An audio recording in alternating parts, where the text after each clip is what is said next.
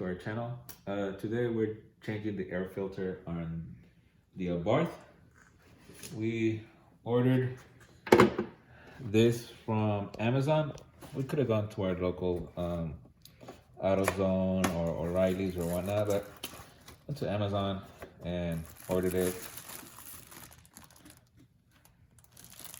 Here's the in case you want to do the same thing. That's it. All right.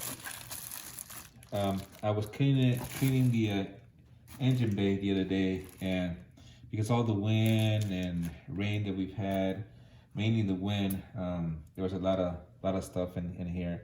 I kind of cleaned it up a little bit as much as we could, and then I thought about changing the air filter. I did take it out and everything. It was pretty bad, so that's why I ordered it. So if you have the Abarth, you're gonna have to remove this section right here. You're gonna need an 8mm wrench. All right. So right now we're gonna pause for a little bit while I remove all these three and then come back. All right, but remember it's an 8mm. Yeah, just the part over here is an 8mm over here.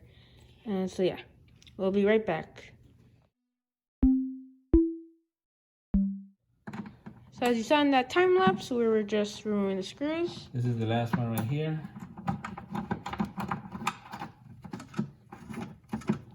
Now, if you don't have a wrench, you can always use a flathead screwdriver. These also work with a flathead screwdriver, so you can unscrew them like that.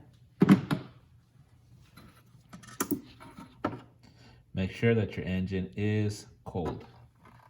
And off.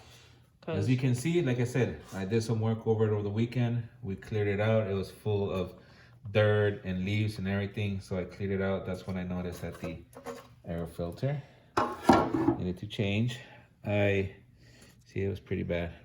I also cleaned it off in case you don't have one when you do this. I cleaned it off and everything, just placed it back and everything, but it needed to be replaced. All right, so like you saw, all I did was just remove it like this.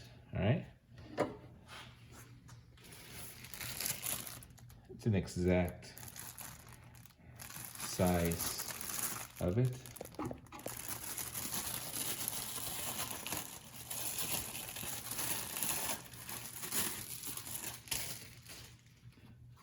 You can see the only difference is the color.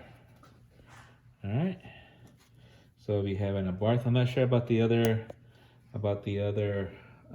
Fiat 500s, but this is the Abarth model, and this is what the air filter looks like. What we're gonna do is put it back in here. Make sure that like the grid pattern is pointing towards the top and this foam part towards the bottom. Yep. You can see it's a good fit. All right, all you're gonna do is now put it back.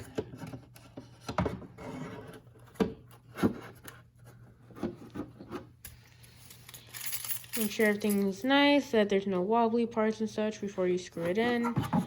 Make sure back here that it goes into tabs and stuff. Yeah, exactly. As you can see right here, I don't know if I can point them out. There are 3 tabs located here, here, and here that correlate with the 3 tabs right there.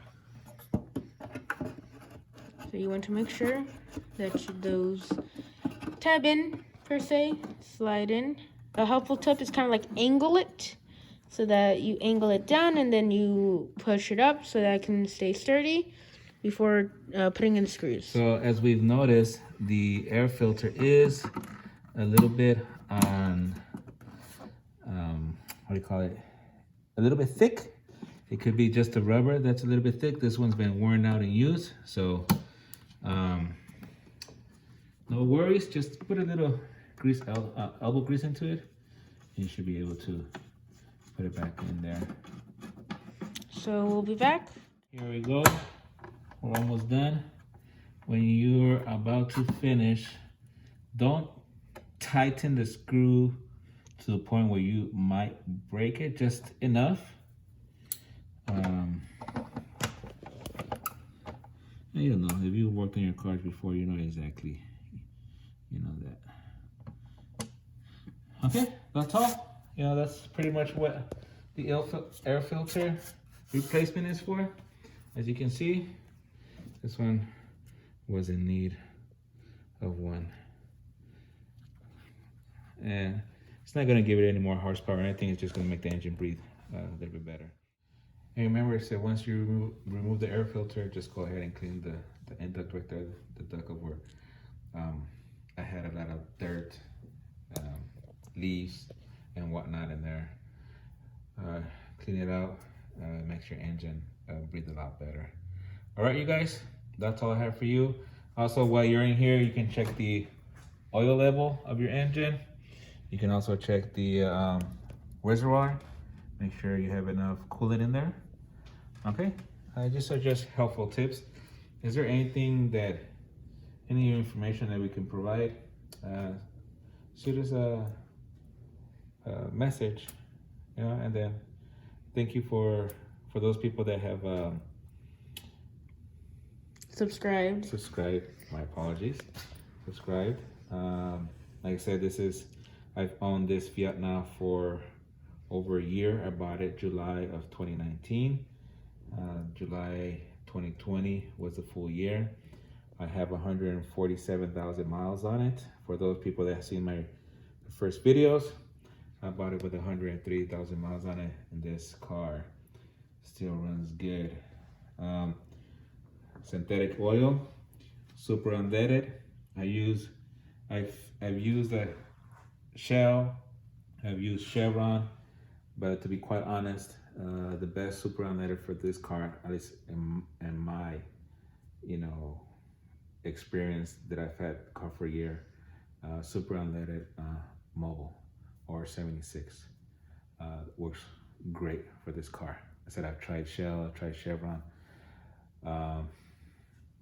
even AMPM, and no, none of those cars give the power that the 76 or Mobile super unleaded gives this car. All right, thank you guys. Thank you. Bye. All right, guys, I'm just gonna turn it on. You know, like I said, it doesn't add any power or anything. It just makes your engine breathe a little bit better.